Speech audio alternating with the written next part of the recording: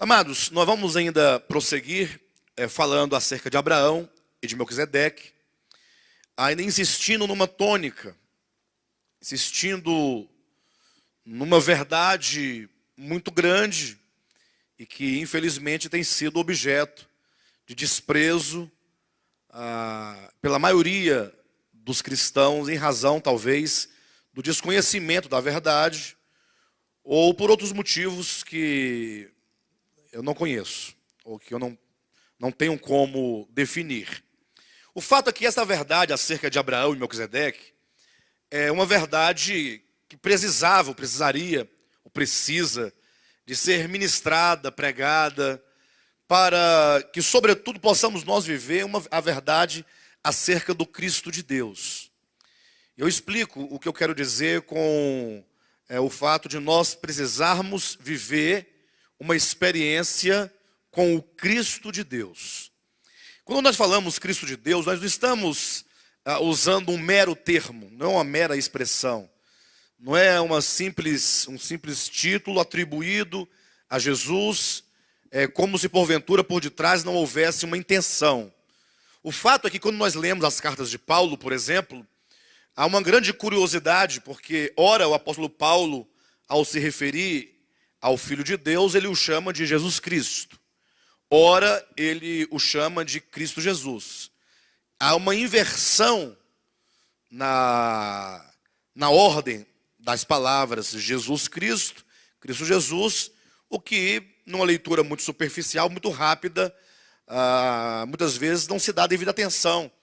Aquilo que o apóstolo quer enfatizar, aquilo que ele quer ensinar, aquilo que ele traz a partir de nomes e expressões que são conceitos profundos acerca de Deus e acerca do Evangelho.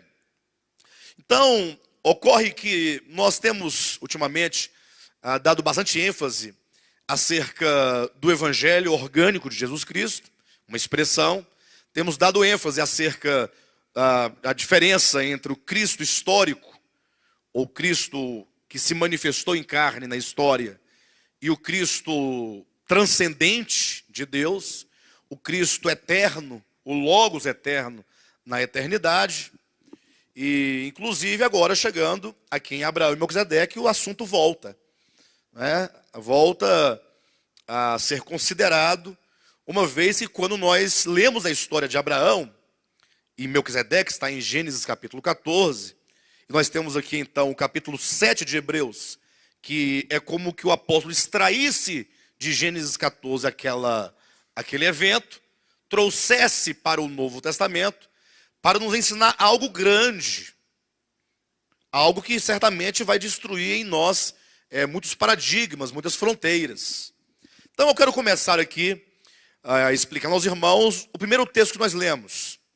Quando Paulo escreve aos Gálatas, e ali o seu objetivo é exatamente confrontar uma religião.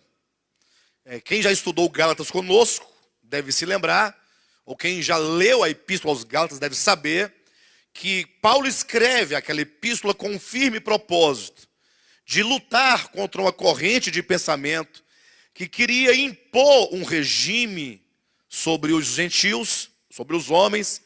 Já tinha imposto sobre os judeus, agora queria impor sobre os gentios, impor o regime da lei, impor um sistema legal de comportamentos, querendo trazer o judaísmo para o seio da igreja, de sorte que, conforme nós podemos verificar em Atos capítulo 15, eles chegavam a afirmar que não havia salvação para o homem fora de Moisés.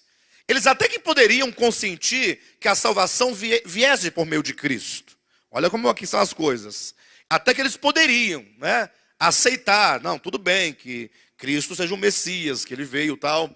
Mas não é possível, diziam os judaizantes da época, que não havia salvação sem o judaísmo, ou seja, sem a lei, sem Moisés.